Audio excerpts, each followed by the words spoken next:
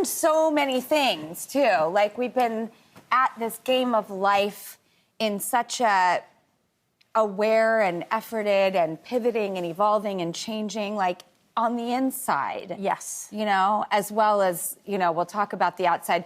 I can't bury the lead of how much I love the film The Substance that you are getting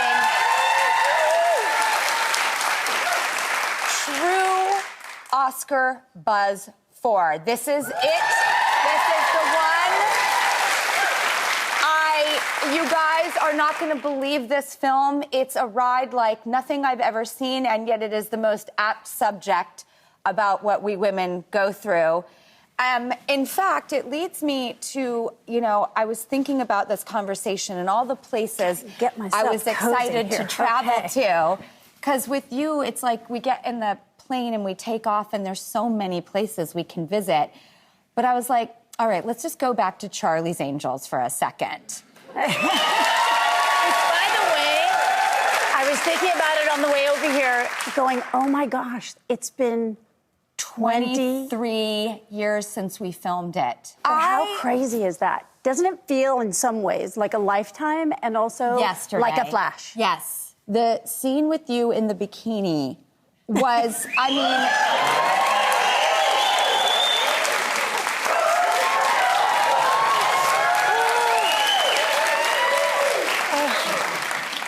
Oh my God. I mean, I will never forget the phenomenon of that.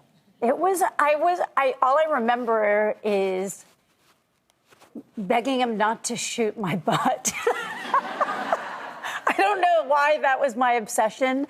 I mean, you know, he called me to start shooting 3.5 weeks. So Mick G, the director? Yes, and I had no time to think about what I looked like, which was almost better. By the way, no one can do in 3 weeks what you show up with, so you are clearly good to go.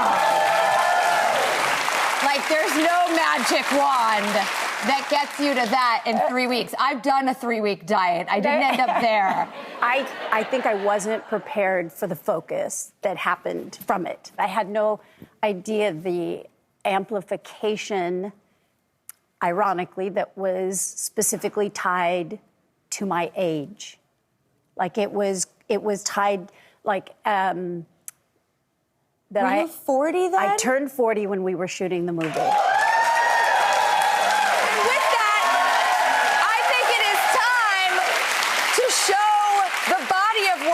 Will you play behind the scenes with me? Okay. It's behind the scenes.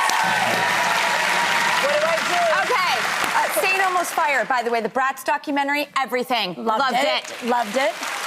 Watched it the second it came out. Because I was at Rob Lowe's birthday party at the Lhasa Club somewhere in that time frame. Is that when I feel like, yes, I remember seeing you there. I remember being by the buffet table, the craft service, like the food table. Yes, you were like this little teeny baby. What's a thought, a scene, a moment, something we don't know behind the scenes? Behind the scenes. I don't know. Tell me something. I don't know. Behind the scenes. Joel Schumacher, the director, did he take care of you during that production?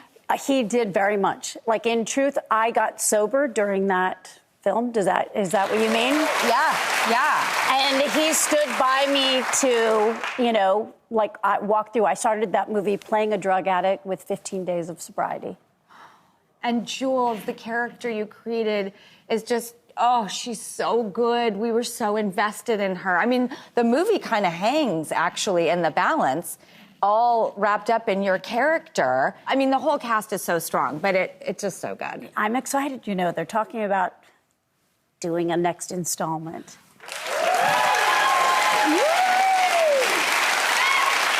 Wake me when it happens, because I need to go to sleep, and kiss me with Sleeping Beauty St. Elmo's Fire's lips. We'll send Rob over. Please. I mean, I got my first slow dance with Emilio Estevez. He was the nicest person in the world at the Lhasa Club. But that movie, it just, you know, go see Bratz, the documentary, if you haven't. I know everybody's watching it. It actually garnered so much attention, which is also a huge fostering of a sequel. Please make a sequel. Everyone was there for that. We're here for this. Yep. Okay. Ghost. What? Sexy pottery.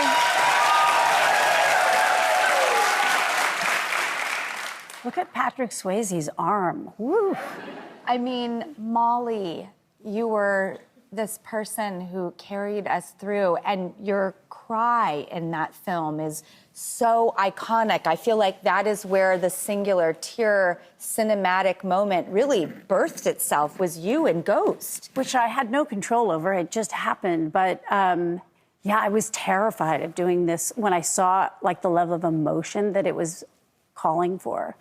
And so it was a scary undertaking for me to like learn to kind of allow that openness. And what I realized is that I had to learn to let myself breathe. I wasn't breathing. And when we hold our breath, we control our emotions. Okay, we will be right back to talk to Demi more about her iconic movie moments, including that famous, groundbreaking Vanity Fair pregnancy cover.